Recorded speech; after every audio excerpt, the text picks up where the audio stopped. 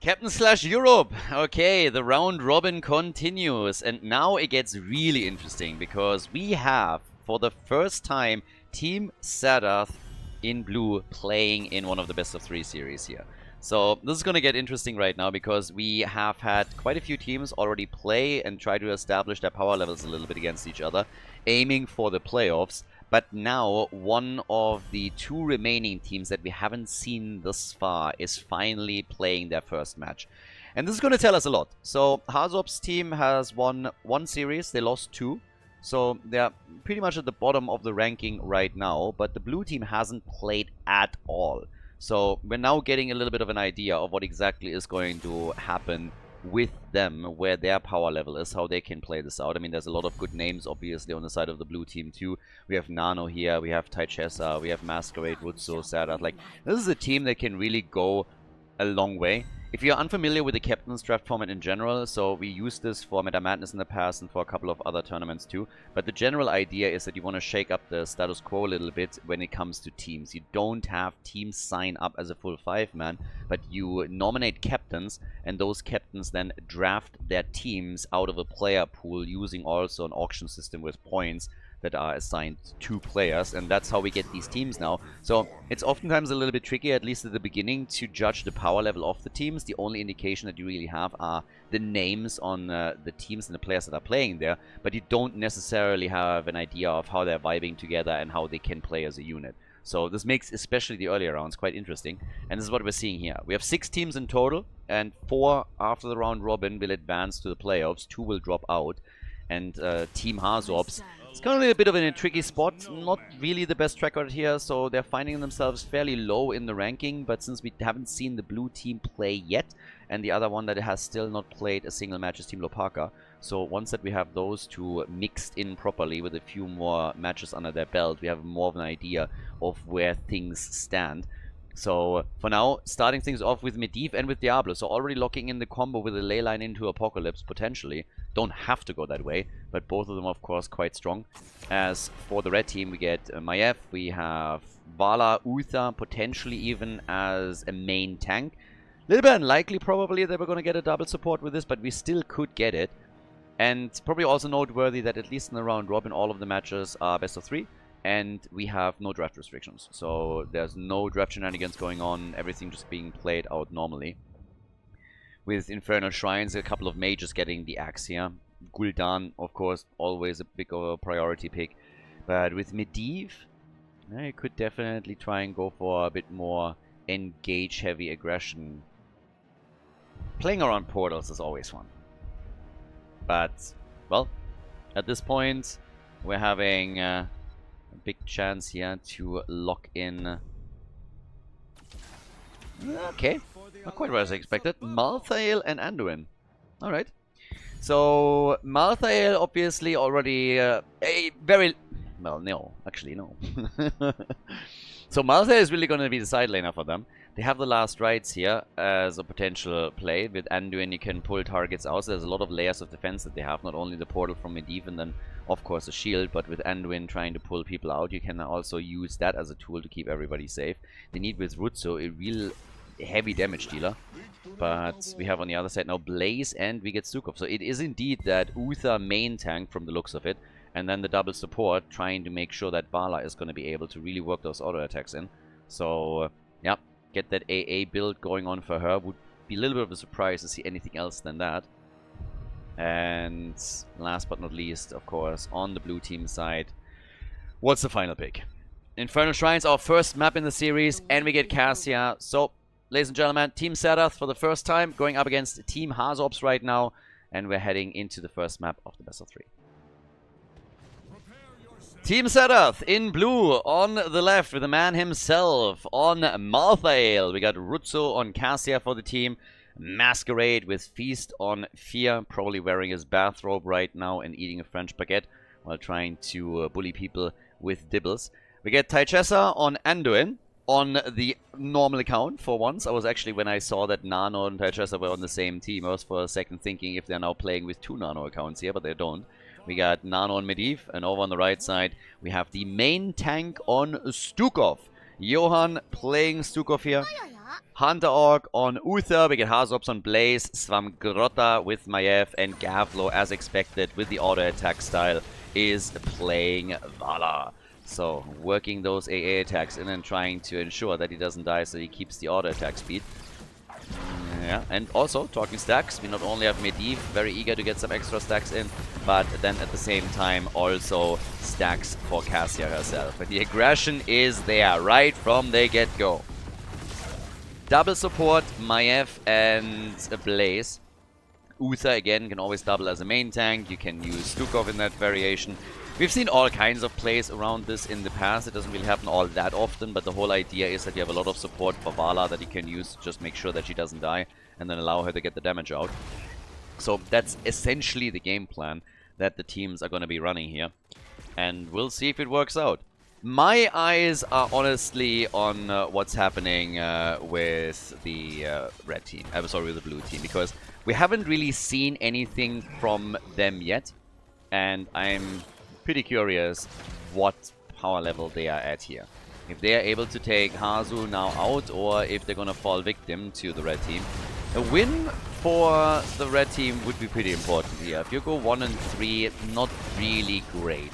Still able to get into the playoffs with a couple of shenanigans on points and possible tie situations, of course, but it would definitely severely hamper their chances. They get first blood though. They come in and they take Cassia down, so that's already a great start. Bit of aggression around Medivh and his portals, and now they're starting to make the play for the next camp over on the left side to take that away from the opponent. And that's the second camp that they're locking in, so even more experience that they're now able to get. Top side, and also, by the way, if you look at the stacks, for example, really nice stacks already for Vala. Now, she is going to try and complete as much as she can of that level 1 talent, but as long as she doesn't die and gets them later, the auto attack speed synergy with level 16 Manticore, this is already going to be a big problem for the frontline tanks. Diablo is not gonna like that at all, I can pretty much guarantee you that. So, Gavlo just jumping back for a little bit of mana here, as long as he can easily afford to do that. We have Maltael going for the camp, and the objective is announced. A little bit of a leading experience. Red team shouldn't stay ahead for too long. I think we're going to see the blue team catch up pretty quickly. Now, with this being a frozen Punisher in the middle of the map, the teams are definitely going to try and make a play for it. You would at least assume so, since this bad boy can oftentimes even lead to a fort being destroyed on the first objective, which is of course not really the norm. But there's a tether for Svamgrota. They're trying to punish Masquerade. Gets the shield from Medivh and survives for now. But Vala is able to complete the first quest reward, so now those auto attacks are hitting a little bit harder. And Gavlo is just rushing around all over the place. Left, right, center, tumbling in and out with the help of Death Dealer, as they're getting mad value and a very early lead on those Shrine minions, sitting currently on 20-0. And it doesn't look like the blue team is willing to engage into this as of now. So they're just falling back down to the bottom of the map with Cassia. But normally what you're trying to do when you give the objective up is push on a lane and at least destroy a few structures. Take a tower down, take a gate down, and then go for defense. We're not seeing that here. So this is a problem. They should have tried to at least get some value. Now the Punisher proc happens in front of the gate. They're not baiting it over. That is guaranteeing even more damage. Again, immediately for Masquerade, who has to retreat now too and pops the fountain. This is already bad news for Team Serdath. They are starting to struggle in the middle a lot. Very little to no counter pressure for them. Now Malthael comes in, gets tethered and nearly dies. Gets the assist from Medivh, or that would have been a bad ending. The 4 takes damage, but this is a solid little advantage that we now have for the team on the right side of the map. Very, very solid lead for them. Bit of a leading experience. They got the 1 kill. They did damage in the middle of the map. They're taking the mercenary camps again, and they are, generally speaking, setting the agenda of what's happening here. They're making the plays, and the blue team is mainly reacting right now. Dynamic is obviously going to change once that we have heroic abilities in play too. But at least for now, things are going fairly well here. The one... outlier is maybe the wrong word here, but like the one thing to note though is that at least Medivh is getting very good stacks together. So if Nano is able to now complete the quest very early on, then he's going to have a significant damage contribution for the team. might not be able to save Diablo, but Anduin is still there. This is what I said during the draft. Anduin and Medivh as a combo is actually a bit nasty. You either have a pull from Anduin, especially after level 16 when he has 2 charges, or you're getting a shield and a portal for Medivh. So when it comes to saving targets, that is just glorious. This is about to be perfect. Now, camps are claimed all over the place by Team HasuObs. They are doing a lot here, but this might actually be the first kill. Hasu himself, yeah, he's gonna die. He is not gonna make it. He can try and escape here, but Blaze is gone. That is the first hero to fall on the red team side. But there is, of course, a little bit of space now at the bottom of the map that the red team can immediately use to put additional pressure onto the forts. They have to make sure they're not getting flanked, so they're already starting to retreat. Early level 10 is gonna help. Yeah, nice. Vala, though. No, it's Maiev that gets attacked here. Vala is still working in some auto attacks. And Rutsu is about to go down. It could be a kill. It is a kill. So they were not able to save Cassia. And now Anduin is in trouble. Gets slowed, killed. They're trying to get a counter kill on Vala at least, but that backfired too. And with the double support, the sustain is just way too strong. Here comes Malthael with the Tormented Souls. He wants to get her, but he also just can't pull it off. So multiple kills now for Team HasuObs as they are able to stack Vala further. She's now at 112 stacks. Big damage. And they got, of course, kills. They destroyed half of the HP on the bottom fort too. And they extend their lead further. When you look at the simple numbers on the map, it's not really that big yet. But if you think about how many walls they now destroyed, how many forts are 50% HP, this can get snowballed very quickly by just winning one objective and getting a bit of momentum or simply taking another team fight. So they're looking good on this one. Reactive Ballista Spores for Stukov on level 1 with the build and the lineup that they're playing. Vigorous reuptake. They have the double support here. We still get Divine Shield for Uther. So there's no play where they're all of a sudden deciding that it's a better choice to go into the Divine Storm. Keep in mind that a lot of the plays that they're making are hinging on Vala surviving. They want her to dish out the damage, so having a panic button is always nice. Yeah, this gets thrown out here. They go again for Diablo. Masquerade is being used by Vala to just stack up more and more. They're getting another stun out against Malthael, who has not popped his ult yet. So Tormented Souls is still up. Here comes the ley line. APOC, the combo. The stuns are good and Vala goes down and she's not the only one. Very nice play here. Uther gone, Vala gone. Perfect double stun. That was a great little lineup. Malthael, or sorry, Medivh is in trouble and dies, but he has already completed his quest earlier. So not really too big of a problem for them. They still have the numbers advantage on the opponent. And yeah, that was really well executed by Team Serdath. But can they win that fight? Svamkarota is a little bit low. Once again, Anduin putting the targets out. 34 stacks to 23. They want the kill, and they get it. Maiev is gone, but the objective is about to be claimed by Hasu. He gets the objective for them. There's the jet propulsion, and he himself might be able to escape. I'm not so sure about Stukov, though. He gets isolated, and he gets dropped. There's the Punisher jump, and now they're ready for defense. But this is what set it all up. The ley line play, and then the APOC, and the follow-up allowed them to get the kills. And this was also the moment where Medivh completes his quest. So really nice timing for him, because just half a minute later, he died. Would have lost all of it.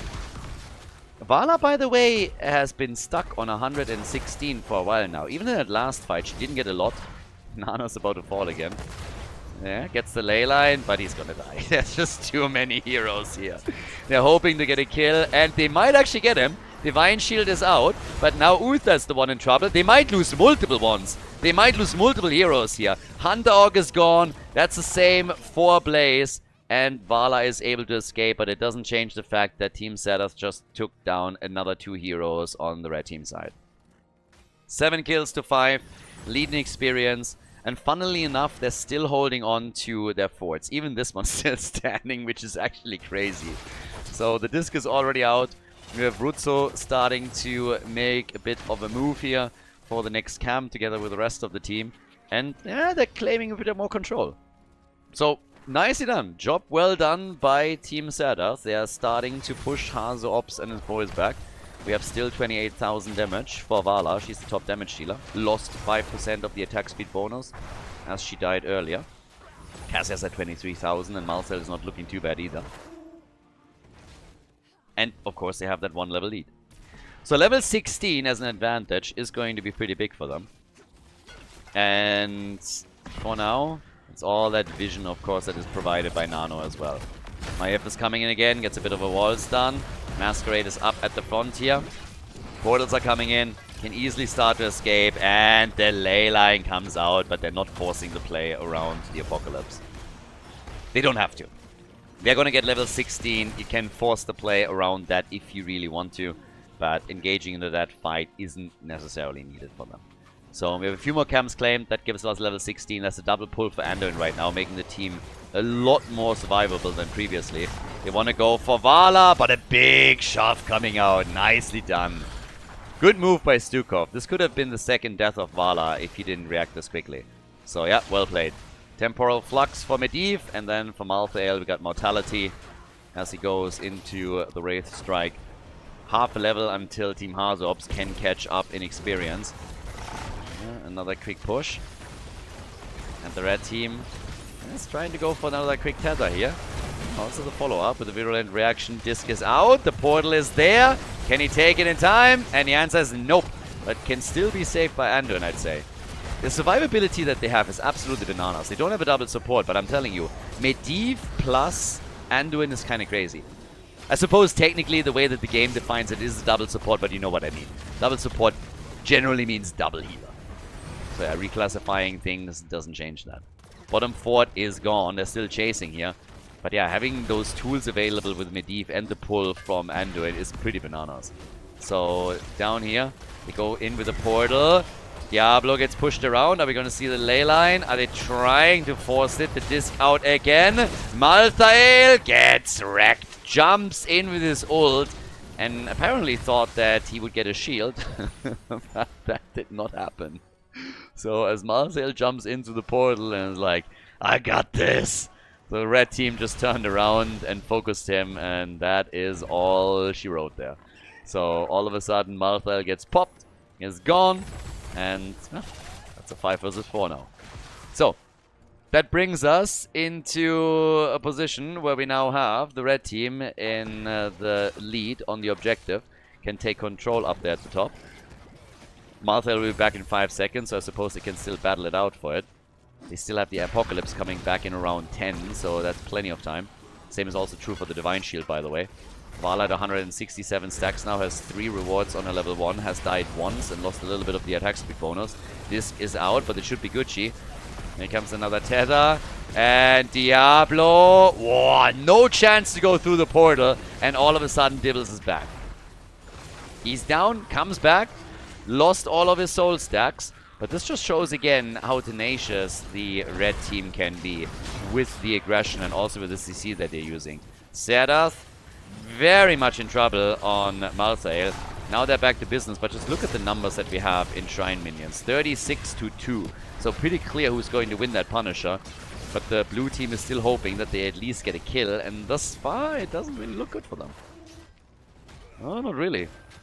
50,000 damage by now for Vala. That's the easy top damage in the game. Mortar Punisher is going to jump in, and this should eliminate the fort without any issues. But we have even some pressure in the middle of the map, where of course the fort is also fairly low in HP and could be taken out too. But yeah, they're making their moves there. Gavlo just stutter stepping his way around the fort, trying to also keep those hatred stacks up, of course. And that's the fort destroyed. You can easily rotate towards the middle and take the next one apart if you want to. And they also want to steal apparently the opponent's camp away, which they are able to do. 7 kills to 7. Cassia at least is stacking well, is sitting at 67 right now, but Diablo has a bit of a death wish and goes down before Anduin is even in range. And that is this time the full death timer on Diablo. So yeah, Masquerade, definitely a bit of a mid lane int that we just got from him here. We were hoping to get more. Malthael did apparently not learn his lesson earlier. Is trying it again, but this time he at least gets the shield. There's the ley line. They're trying to tee this up. 3 heroes are caught, and now the chance and the kill. They go for the double. Nice. They get both of them, both of the healers, and now they're trying for Swamgrota, who is still able to escape with the help of the Uther Ghost, I'd say. Well, actually, I'm not quite sure anymore. No, my F is not making it either. So, yeah, well done. Diablo was just a ruse to make them think they're safe. But with him out of the picture, the 4-man just came in and said, like, we don't need no Diablo. We don't need no tank. Let's go and let's drop him like a hot potato. So 3 kills all of a sudden for the blue team, and that's now 10 kills to 8. And they, of course, take the advantage on the map now as well. They will likely also get an early level 20 talent. In structures, though, blue team is far behind. Yeah, they're not really looking all that great in structures. They haven't taken a single fort out yet. And that's, of course, something that you need to change quickly if you want to win the game. So, yeah, 200 stacks for Vala. That's 4 rewards. So, again, her output is pretty significant. Here comes that portal again for the aggression, but they're moving away immediately. No one can stop death. We got the Hellgate. Sensor is in. Medivh is cheating with the ley line. Nothing new there. And Cassia comes in on 20 with the Rockstopper. Alright, so stage is set for the next big fight as the red team is about to get their own level 20 talent. Masquerade apparently is thinking about going for Hasu here, who's not risking anything. So there comes the play from Diablo. They want this one from the looks of it. But now both teams have level 20 talents, and here comes the fight. Malthael gets this and pops. Did he just pop his ult after he got this? Jumps in. Apocalypse, Leyline. Oh, that timing was a little bit off there, but they get the camp at least. So now they have the camp fighting for them as well. Could try and retreat here, and apparently that's exactly what they're attempting to do. Jet propulsion, follow up with a tether. Anduin low is able to escape. Diablo sacrificing himself for the team. So he's gone, and the rest is just rushing away there as the objective is now up. Diablo down for another 50 seconds. And yeah, they just weren't able to lock in that combo. I mean, one of the reasons why the combo actually... A lot of the wombos that we had in the past, like Void Prison into Apocalypse, Leyline into Apocalypse, are not really played all that much anymore, because oftentimes it's fairly easy for the opponent to shut that down by just timing a stun properly and making sure that you can't just lock that in as you want.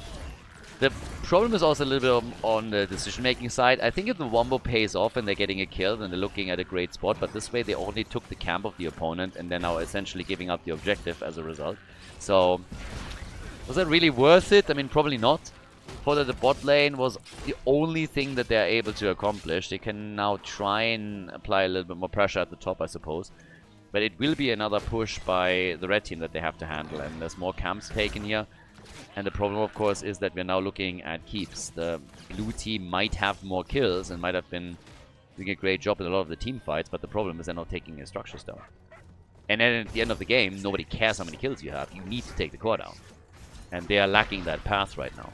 So them fighting for the camp is nice, but only if they either disengage without losing anybody, or if they're able to get a kill in the process. And as it stands right now, that wall gets opened up, the Punisher can be followed, and this is gonna hurt. It's gonna hurt a lot. This is likely gonna cost them a keep. Diablo gets attacked and saved. He has 61 stacks on his baseline. It's not really a whole lot, but that keep is falling, and it's a frozen Punisher. That makes matters worse, of course. So the keep, you're gonna lose that for sure. Question remains, are you gonna lose more? If there's gonna be a few kills, then I guess you might lose the game. But there's the ley line. We got also the disc from IF. A poke! Yeah, that's a stun. And Uther is gone, but he has redemption. Uther's gone, but he has redemption. Diablo Hellgates away.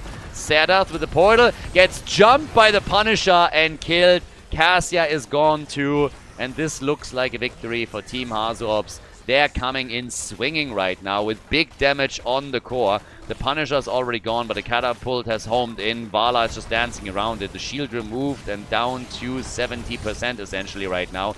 With a quest, another one ticking in for Vala, who's at 78,000 damage in this game, which is just insane.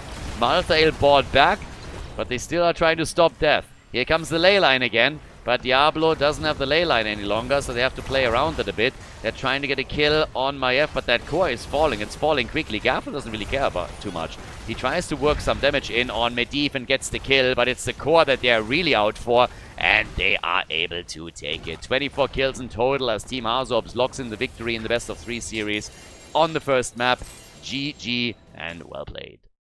We're going to head in game number 2 in a second. Guys, if you enjoy the content, if you like the coverage here, please subscribe to the channel and like the video.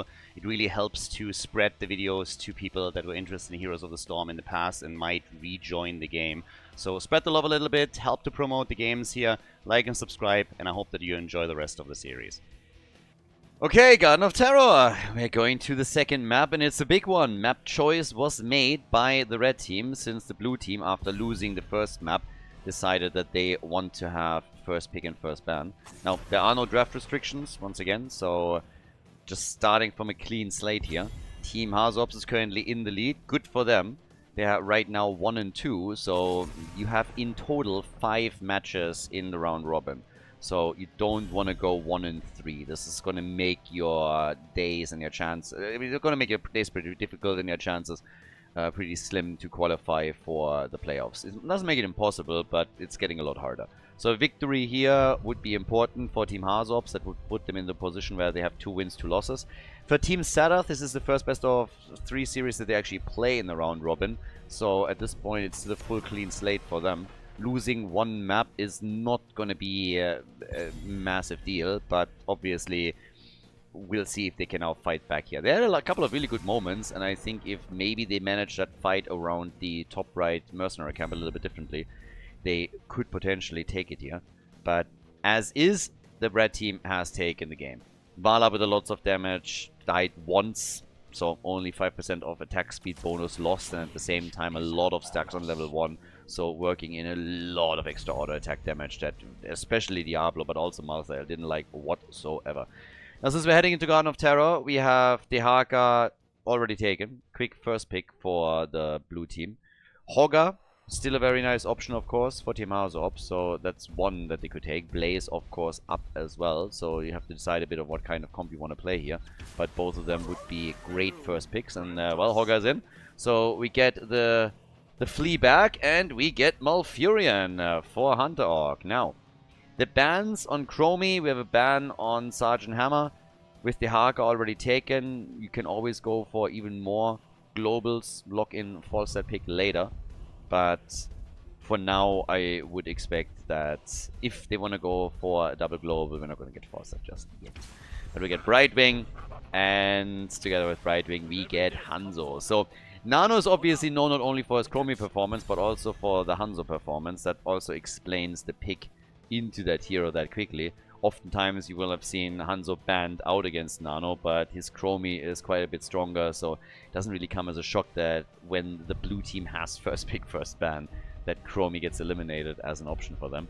But the double support on the last map actually worked quite nicely for the red team, so they played that double support. They had Mayeftan at the front as well as Blaze, and that did the job for them.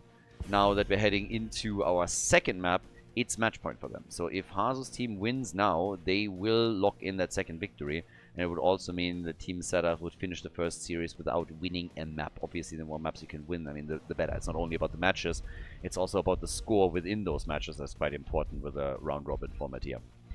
Now, with Jojo banned out, we could still... Well, Tracer's getting banned. You see Malfurion on the other side. Tracer, again, with Malfurion support, quite powerful.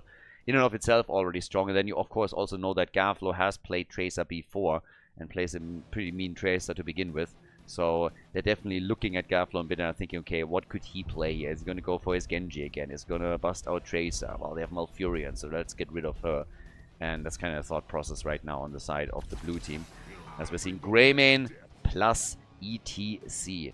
A pretty beastly combo now for Team HasuObs. Low effort, I had to go for it. But for the blue team, with Brightwing taken, with the Haka claimed, they need a frontliner, and we need a bit more damage for them. Any kind of clear that you get on mercenary camps, of course, also pretty nice. So, what's the main tank? What is the... There's a false set pick. I talked earlier about him after they locked in Brightwing. I was like, well, probably not going for the triple global. But now they go for false set and they go for Murden, so we get the birdie. Okay, so Falstad, Dehaka, and Brightwing. Not bad, but you can really run the macro game right now if that works for them. If the coordination is that good, then hey, awesome. But it's not necessarily going to make it easy in big team fights. So, Gavlo, as the final pick for Garden of Terror for the red team. He gets Abathar, so for the first time we actually have Abby. Alright, totally game. Greymane copy, and this could get pretty wild. Kinda unexpected, love it though. Garden of Terror, map number 2, let's go.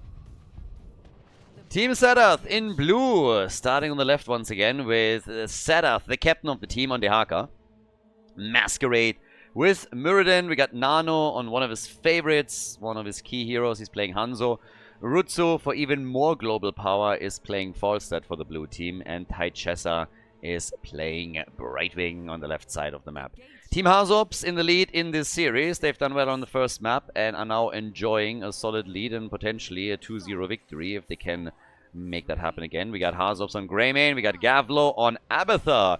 Yep, he is in. Hail to the king, baby. The one and only. The slug is in the house. Johan on ETC. And we get Svamkarota on Hogga. And Malfurion gets played by Hunter Orc. Now, if you're playing with Abathar, that means that you're missing a hit point bar in the earlier stages of the game until you have level 10 and you get the copy, where very likely Greymane is going to get copied for most of the fights. Maybe every now and then we're going to see a pick into Hogga instead. But they are going to try to use him also to dominate, for example, on the side lane. It's always nice when you have the one... Greymane! Yeah. Brightwing a little bit low already, but now it's Hazu who might be in trouble here. ETC is also sliding out and gets away. But yeah, the problem when you're on the side lane against an Abathar team is always that every time you think that you're playing a 1v1, you would get very quickly reminded that's not really the case, because the symbiote is going to come out of nowhere, support your opponent, and then you are going to be in trouble. So that's going to be a big problem. We have, of course, the triple global factor for the blue team. So you can not only use those tools in team fights by, for example, saying, okay, we're going to get that gust into a corner, we're going to follow up with a play on the Haka or whatever, but you have also more of a macro game that you can play. And we'll see how successful that's going to be for them. It also means that Abathar is going to have to play very, very passive, because if at any point Gavlo shows on a lane, no matter where it is, you can either have the Haka tunnel in or you have Falstad fly in and then the worm gets eaten. So you would like to avoid this, obviously, as much as you can. Now, we'll see how much of an impact he's going to have generally. Another great tool is, of course, that Mule on level 7. Abathar is by now the only hero that still has that available. And it really helps you. I mean, when you have bosses pushing, when you have the garden terrors pushing, whatever it is, mercenary camps, then you can always try and slow your opponent down a bit and just maintain control here. It also makes it very difficult to slowly poke down your core. But we get the first few seeds in the game. Johan is already trying to scout this out a little bit, but the position is obviously a little bit better on the blue team side. So by now we got, with level 4, also Sledgehammer for Muradin, Adrenal Overlord for Abathar, who is active at the top, with Hogga now moving in there. But down here it's all about ETC looking for potential power slide. Yeah, but more of a passive repositioning than anything else. And Abathar, Pajama Thor, right there. One of the best skins for sure for the slug. Not that there are any bad skins on the slug, but yeah. Now, with that said and done, the seed is still being fought for. Not really too much. Taichessa is going to get it now. And there it is. Seed number 1. Position was a bit better for the blue team. They were able to grab it. No long delays. This is obviously one of the things where if you are now the blue team, you want to get those seeds as quickly as you possibly can. As I said earlier, there is no 5th hit point bar in a big team fight. So there is a chance that you go for 3 tributes in a row or 3 seeds in a row right away in a situation like this. And that is definitely a possibility. Now, for the time, the red team is a bit ahead in XP, so they are doing really well on the soak. But if you're the blue team, you're trying to accelerate the objective as fast as you can. You're trying to pick them as quickly as possible and put the opponent into a pretty awkward spot where they have to face you either in a team fight or just accept that they are going to lose the objective, at least the first one. The old man goes down. Greymane eliminated. Yeah, first blood in the game. Muradin, apparently eager for a bit more damage, jumps in even though he's fairly low. but not really an issue there either. So they get 1 kill, but the mule is already up and the wall hasn't been taken down or anything. But they are moving to the top now in an attempt to secure the 2nd seed in the game. And even Hogger might be in a bit of trouble here. But yeah, channel is happening. Masquerade, nobody's going to interrupt him from the looks of it. So they are picking up a very, very early double seed. And this is now getting to the point where the 3rd one is very likely going to spawn before the level 10 abilities are kicking in. That's exactly what the red team would love to avoid. We always talk about how momentum changes when level 10 abilities are available, and it's definitely true and also the case here. But it's even more so happening when you have Abathur on your team, because having that copy in a fight or not having that copy in the fight is a massive, massive difference. Talking about fights, Brightwing helping out Masquerade here, who jumps out. They're going again for the kill, and they get it against ETC. Greymane is dead too. That's 2 heroes now down. Team Serdath with 4 kills to 0.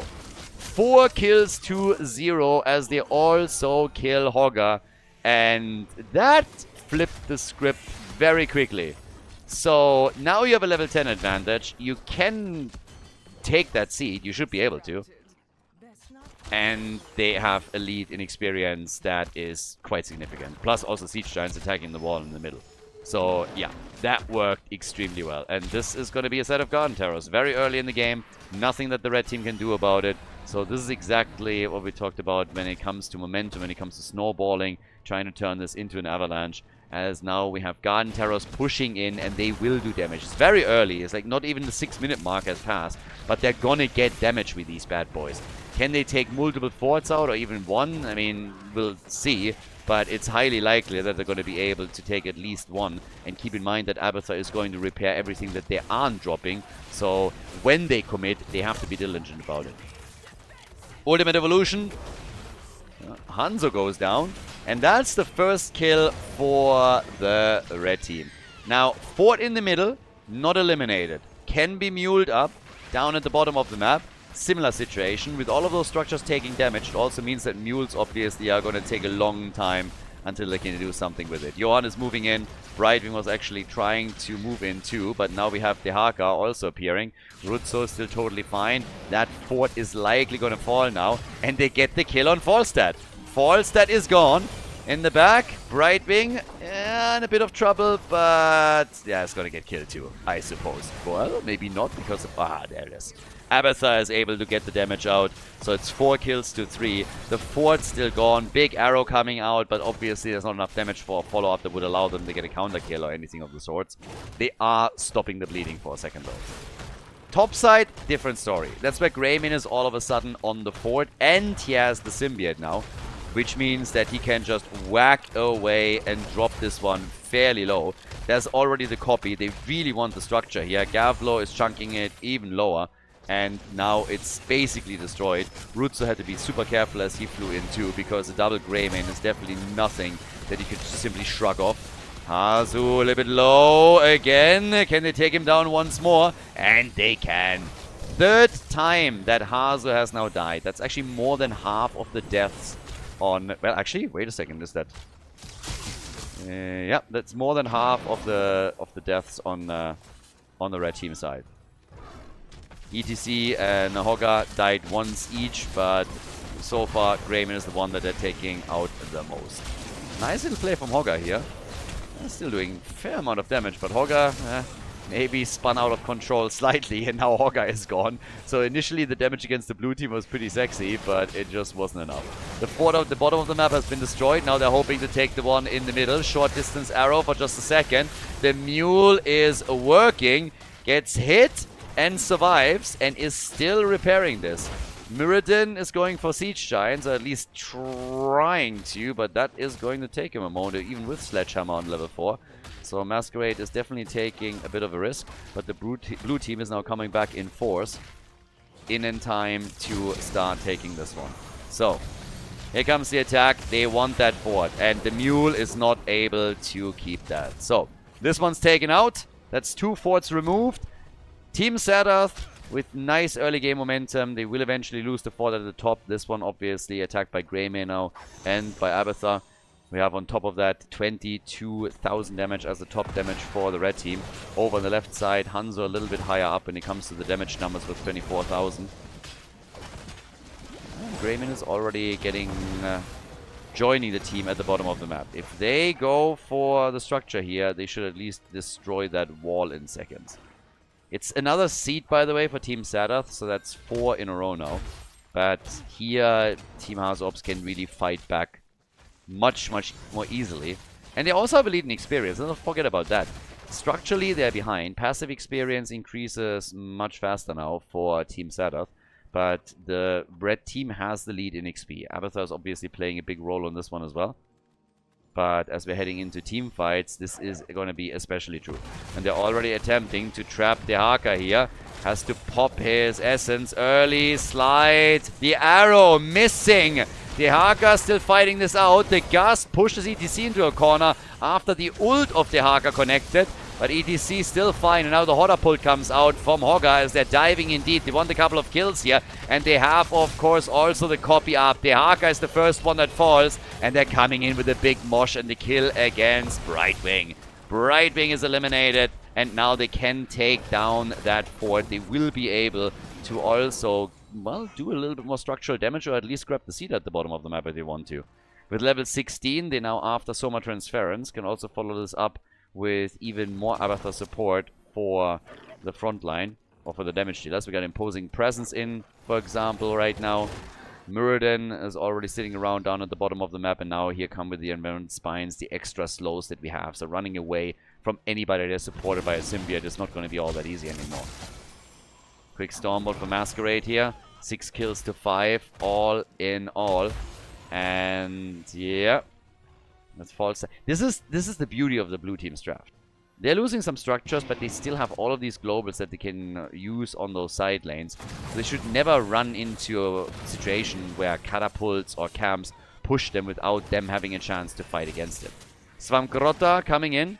Yeah, with Hodderpult, for example, you can jump on someone like Falstad very easily, and then you have Abathur assisting you, and that's going to be a lot of damage. So if you're the blue team, you got to be super careful when you're alone on a lane anywhere. You might think yourself safe, and then all of a sudden you have someone jumping in and get, in addition to that, then also the Abathur copy, and they're just going to wreck you. Or the symbiote support, I mean, either or. Seed still not claimed though. And again, the red team hasn't gotten a single one yet. No seed for them. Maybe they're not really too plant heavy. They're like carnivores. They're full meat eaters. With Greymane in your lineup, that makes obviously perfect sense. So they're not really that big on plants, and they're just saying like, yeah, well, plants are already a little bit suspicious, and if you then also have plants that are just walking and talking and just doing stuff, this just feels unnatural. So we need to go for something else. What kind of mutation did that create? So, nah. We don't need no seeds. So, HasuObs. They are still without any seeds. We have Team Serdath with 5 in a row. They could get another set of Garden Terrors. And they might also get a kill here, but Brightwing, last second move. What a nice... Oh, Abby. Abathur was nearly hit by that arrow. That got close. Everybody dodged it out nicely just for it to appear so close. Now they're going for Muradin again. He jumps out, which means that the camp is taken. Siege Giants for free for the red team. Have that half-level lead. A bit more. Take that wall out, and they want to get aggressive now. Once again, Muradin saying hello. Seed is spawning at the top. Keep in mind, this could be Garden Terrors once again for the blue team. Here comes the Haka, and they're immediately jumping on him. Isolation already used, but Gavlo loses the copy with Abathur first as the rest of them starts to retreat here. They really have to pick their fights wisely, and so far they're not willing to engage in a lot of these battles. We got 35,000 damage for Hogger. He's the top damage dealer for the team, followed by Greymane and Abathur. On the left side, Hanzo with 34,000. Falstad on 20k, but it seems that this time we're having the red team commit to the seed and grab this one. Channel works out, and here comes the mosh pit. Nice arrow from Hanzo, but the mosh was great, and now there's the slide. But Hogger is very low. Greymane is also in trouble, and well, Hasu is gonna die again 4th time now that he goes down. Definitely having a rough time here to stay alive, and the blue team uses that opportunity to move straight up to the top lane. I think they're going to try and take that fort out. They have Siege Giants already on it, and they have the entire team essentially in position for it. So Abathar Mule is not going to help them any longer. Yeah. Quick push also now down to the bottom of the map. And make a little bit of play there. In comes Dehaka. They look for the Storm Bolt. Find it. The Tong. And Malfurion is gone. They pick up the kills. One after another. Candy King Muradin is up at that front and leading the charge as they're moving in on the keep. And of course they're also slightly ahead in experience, which means an early level 20 is definitely possible for them and might result in them snowballing this towards the keep. So yeah, they're dangerously close. This is Garden Terrors, by the way. Serdath takes it, and that's going to be Garden Terrors for them. They're looking at a fantastic opportunity. Rewind for Muradin, Brightwing with Invisible Friends, the only kind that the Fruit Fly gets, and they get the keep for free. And now it's just a question, are they going to go for core with this? 20 versus 20, with Malfurion gone, do they think they have a chance here? Keep Mule in mind. If you don't end it here, Abathar's just going to Mule it up. Damaging this might not be enough. But there comes the play for ETC, and he's gone. Yeah, that's a disaster. Gast is being used. Wind Tunnel is in. Nano drops on Hanzo, but they get the kill on Hogger. The Garden Terror is still taking out the shield on the core.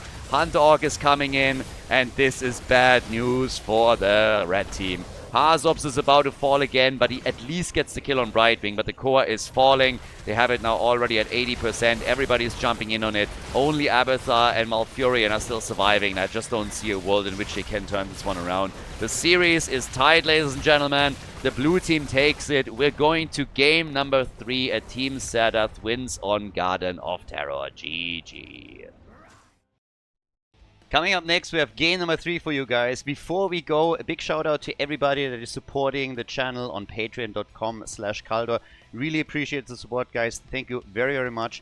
If you want to support the channel, if you want to support our efforts to keep the Heroes of the Storm esports scene live with all of the events and tournaments that we're hosting, then please consider to check out patreon.com/Khaldor and support the channel there. It's the best way to support all of the things that we're currently doing for the scene and plan to do in the future. With that being said, enjoy the next game of the series. Game number 3. We're going the distance, ladies and gentlemen. So it's time to see which team is able to pull it off on the final map. It's going to be a little bit of a toughie. Tomb of the Spider Queen, as we have first pick, first ban for Team HasuObs. And I gotta say, Team Serdath played this really, really well. So great push also at the bottom of the map. I was a little bit skeptical when they made the decision to go for the core. It's always dangerous when you're doing that against Abathar in a situation where you might not be able to finish the job because he can just mule it up. But they executed this really, really well. And yeah, they got their kills. It was a bit of a bloodbath for a moment since Greymane came in, took Brightwing out, for example. But they played their cards right. They had the objective coming in too, and were able to take the core down and lock in the victory, so that now we're finding ourselves on the final map of the best of 3 series, and it is a chance for Team Serdath to take their first match win. Now if they win here, that would mean that Team HasuObs goes 1-3, which is pretty bad. You're not necessarily out of the tournament yet, you still have a chance to reach the playoffs, but it will be pretty difficult. So for the red team, very important that they're going to win this. Now, Malfurion gets banned. We have a ban on Jojo. We'll see how the blue team is playing this now. They made the map choice, by the way, so they decided to pick the map. And, well, they didn't decide. Red team decided that they're going to pick first ban, so yeah, map choice was made by the blue team. And with Chromie not banned out, she gets locked in right away. So the priority was to ban out Lucio and to ban Maiev. And on the left side now, for Team Serdath. What are they starting things up with? You want your wave clear, obviously. Junkrat, Anduin, great choices. First of all, Anduin, always nice. Tachessa has played the hero now a few times, so that seems to also be a little bit of a preference. And then on top of that, we have Junkrat for interrupts on turn-ins. We have the traps that are being set up, and yeah, just all in all, wave clear. When it comes to Tomb, that's a fantastic pick for the blue team. Could always argue that Hanzo, for example, would be another good choice. We might actually still see that. Nano's going to play Junkrat here, but Team HasuObs, for example, could take him. But we get him a Div comp. So, Zul main tank from the looks of it, rotating between the lanes with all of the wave clear that he has. Medivh coming in with that. And yeah, not too bad. So, it's always fun when you see Zul make an appearance here. And we had some very well-designed compositions just lately around this. But, okay. That brings us to the final few bans. And Blaze gets taken out. As I have to actually compliment Twitch chat for once. Because I was already calling out that nobody's paying attention to whatever is going on here. But Twitch chat actually realized that it's Tomb of the Cider Queen for now. I'm not quite sure if people on YouTube have already figured that one out. If you haven't, then shame on you. You're not watching. But, yeah. And if you're on YouTube right now and you're like, oh my god, I didn't even see that, then as punishment you have to like the video and subscribe to the channel if you haven't done it yet. So, that's the rules. I don't make them, actually I do make them up, but like, again, them's the rules, so I'm sorry. But if you haven't spotted the Cider Queen already, she likes to, you know, drink a little bit, then hit that like button and hit the sub button if you haven't yet. If that doesn't make you sub, nothing will. Okay, so the Haga gets banned. The blue team right now with...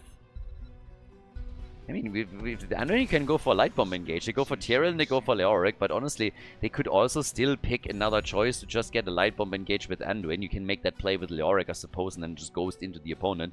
But generally, when you're looking at Rutsu, there are still quite a few choices that with a Light Bomb would be pretty nice. Generally speaking, you can go for Tracer engage, Genji engage, whatever it may be. But they want to wait to see what exactly Team HasuObs has up their sleeves here. They already have nice defense with Medivh and his shields. Then we have Zul, we get Deckard Cain, we get Hogger. So Chromie as the main range damager comes in. And that leaves us with the final pick for the final map in the series. This is for all the marbles here. For the red team, mega important. For Team Serdath, obviously also important to start this with a win. But if they lose here, they still have plenty of matches to go through where they can make up for it. So, what are they going to play? Our final weapon of choice is Tracer. As already predicted, the Tracer Light Bomb engage is going to be ready for them. Ladies and gentlemen, final map in the best of 3. Tomb Spider Queen. Prepare yourself. Well, the blue team certainly is preparing themselves. On the left, with Serdath on Leoric, we got a Masquerade on Tyrael. Tachessa is playing Anduin. Nan on Junkrat. And Rutsu on Tracer. So he's going to be the one that gets the Light Bomb in most cases. And is going to try and jump into the opponent's backline for that quick stun. On the right side, though, Gavlon Medivh coming in with a Portal Mastery. We currently have HasuObs on Chromie, Hunter Orc on Deckard Cain, Svamgrotta with Hogger, and Johan is playing Zul. So, let's go. Which team claims victory here? Map choice by the blue team. First pick, first ban for Team HasuObs. So, with all of that Medivh support, you have a lot that you can pull off here. But already, Zul coming in with the wave clear that we expect from him as a reason why they're playing him as a main tank substitute on Tomb of the Spider Queen. You have lots and lots of wave clear as you rotate between the lanes and can just easily dominate the push on the two of them and then maybe also take control of the turn-in point. So we'll see how exactly the blue team is going to play this one out. I mean, Masquerade at this point has gone on level 1 into Justice for All. Heroic abilities are going to play a big role. At the bottom of the map, Leorki is gone. And Tracer, oof, is able to get out of the fight, but barely. Svamgrotta was nearly killed, but he made it. And they're still trying to bait, I suppose, Rutsu out of it. But there's vision provided by Chromie. And with that first kill, as long as it's only Leoric, you're gonna be fine. He just respawns on site, you don't lose too much. That experience lead is negligible, honestly. And it's the next camp that matters. Both of the teams are going for the Bruiser camp and lock that in. But, for example, with Medivh, we also need to keep our eye on his baseline stacks, as usual. I want to see if he gets destroyed or if he makes it. And Rutzer is already realizing that with Tracer and all of the company that is coming through the bot lane, he's most likely not going to have a situation in which he can take these by himself. So that's where Ando now comes in. The old man already walking around there and trying to do his thing. But, yep. Where's my pudding? Oh, Deckard, never change. Nice AoE control, though. Masquerade, ooh, gets pushed into the wall and saved by Tai Chessa on Anduin. Yeah, that old killjoy. Every time you think you have a kill, Anduin comes in and is like, nope, not today. I'm gonna take care of that. Thank you very much. Saves Tyrael, and that allows them to let him half back, come back into the game. Still a push to the middle now that they have to stop here. A bit of structural damage done. Gate halfway down, towers attacked. Some gems already turned in early on, and obviously we're having Johan at the top with his Zul main tank still doing a lot of work on those minion waves. Just moving from mid to top lane continuously and granting a lot of freedom for the rest of the team to move around, since he is already doing the job by himself. Tracer, also talking about moving around, trying to jump from lane to lane to look for victims and anybody that she can start to poke out a little bit. The rotations towards the bottom of the map, for example, allow her to apply pressure to Hogger and make it easier for Serdath, who turned in his gems.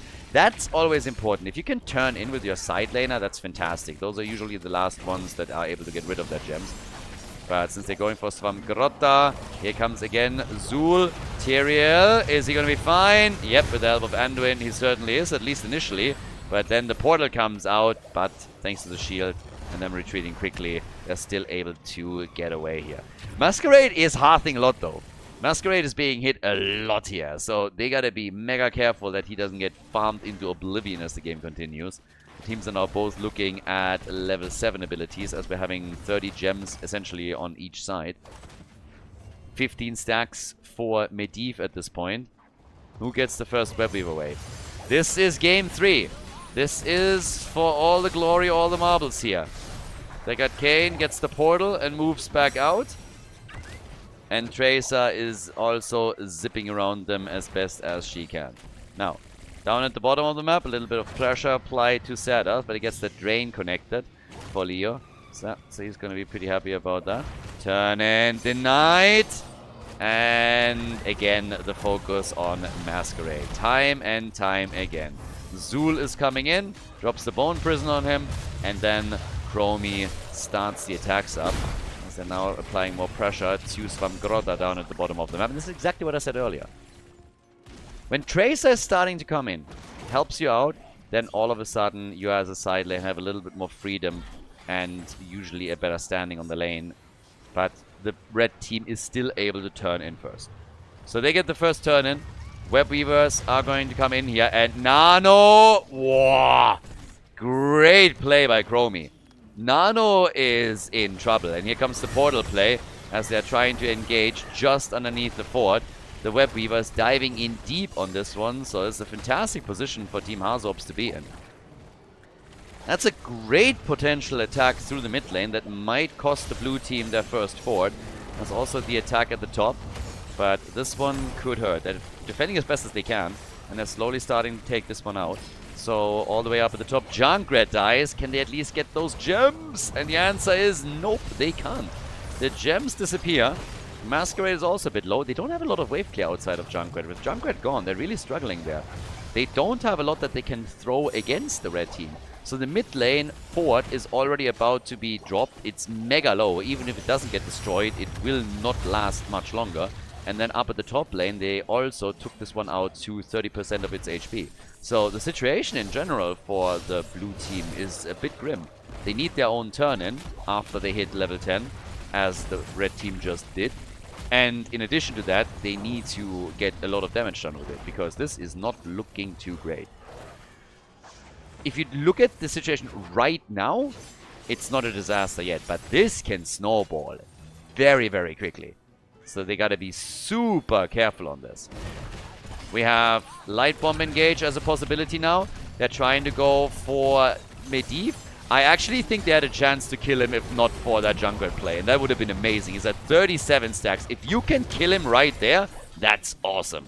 But they miss out on the Medivh kill. They are picking up a kill on Chromie though. But I really think that the Medivh kill was definitely in the cards for them. Junkrat was obviously attempting to stop him from running away, but essentially helped him more that he hurt him. With Tracer moving in, they could have taken that one out. So right now they want to steal the camp. Leyline! Nice! They want this one. Leyline chosen. There's the Sanctification as they want to have at least a few more kills. They're coming in for Zul. But there's the Shockwave. Medivh completes his quest as they kill Junkrat. And they are able to get out with the rest of the team.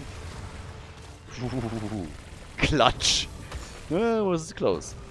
But the problem is still that we have 3 kills to 1. Blue team has Web Weavers, but they are missing out on Junkrat. It's just... It's too often the same situation here, where you're really looking at a spot where you have a push going, but you don't have all of your heroes there. That makes it easier for your opponent to defend. They have better wave clear in the first place, so they should be able to throw this back. Zul at the top, for example, is using this opportunity to just simply push the opponent. He's not even dealing with the Web Weavers anymore. He has pushed his way further than that. But he might get caught. The question is just, can they kill him? Nice! That's a perfect isolation play. Here comes the Bone Prison. Riptire, and nope, they won't be able to get that kill. So Johan is able to move away, and with 23 gems in his hands, that was fairly important. Don't want to lose those. So 69 gems in their hands, lot already delivered. Red team has enough for another turn in. 18,000 damage for Tracer, and we got 23,000 for Hogger. 1 fort lost in the middle. The one at the top lane has taken a lot of damage. Down at the bottom of the map, by the way, this is where the blue team was the most successful. Thanks to Serdath, who's now trying to, of course, turn in, but it's a bit too late.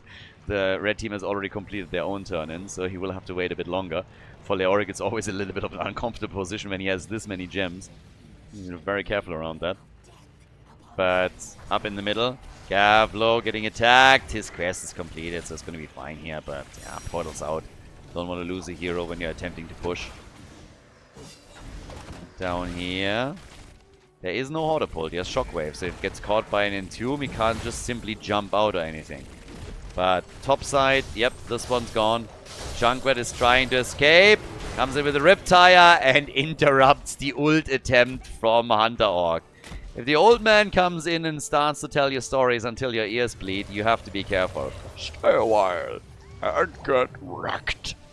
But yeah, he made it. Tyrael talking about making it. Not sure if he makes it. Oh, well, as usual, as we've seen previously, Anduin is the savior and is helping him out. Minion wave at the bottom of the map is pushing for the red team's fort, but yeah, they do a little bit of damage there, more than I expected actually. But it's more about what's happening in the middle of the map here. The portals again for escape, and Tracer gets hit again by the Bone Prison. Chromie, good damage against Masquerade. Was not really the intended target, but hey, you take whatever you can get there. And there's the ley line. They want those gems. There's the ult. And can they take him down? The answer is nope. Serdath still escapes here. But they steal the camp away. Bruiser camp claimed. Leo defending at the top as the wall here has fallen as well. And you can see the difference in experience between the two teams as the red team is pulling farther and farther ahead with only 2 additional kills. Only 2 more kills, but it's the turn-ins, it's the control over the map, it's the wave clear that they have and that they use ruthlessly. It's just not enough wave clear for the blue team when you compare to what the red team is running. And yeah, if you can force team fights and win them, then it's still a chance for Team Serdath to take control here. But currently, that's just not how the game plays out.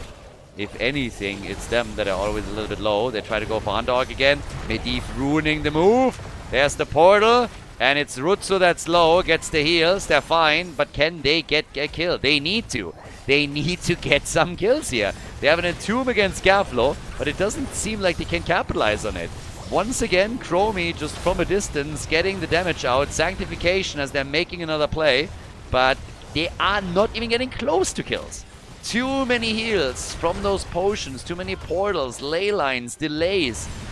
And there's this level 16 talent. The blue team was hoping to make an impactful fight happen before the opponent had the talent advantage. And they couldn't win it. Now we have them push them back. And that is another fort at the bottom of the map. Turn-in attempt all the way up at the top. They're going to get the turn-in here. Not quite, but they're close. At least they're delivering the gems, you know, they safeguard them. I'm not even sure if they want the turn-in, because, well, if you're up against an opponent that has level 16, then they are going to defend this easily.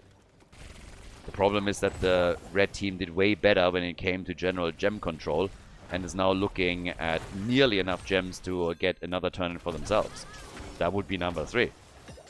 I think that's one of the reasons why the blue team is actually trying to turn in, because it would at least delay them. And if they play their cards right, they are going to get level 16 during the push and can then just try and engage here. Tracer with 30,000 damage. Roughly the same numbers that we're getting from Hogger, Medivh and Chromie. But she's the only one on the team that does this much. Well, Tyrael is at 28, so that's not bad. But there's the blue team's turn-in. So now they need to try and get to level 16 as quickly as they can. They're not too far behind. The ley line not going anywhere. Shockwave not hitting anything either.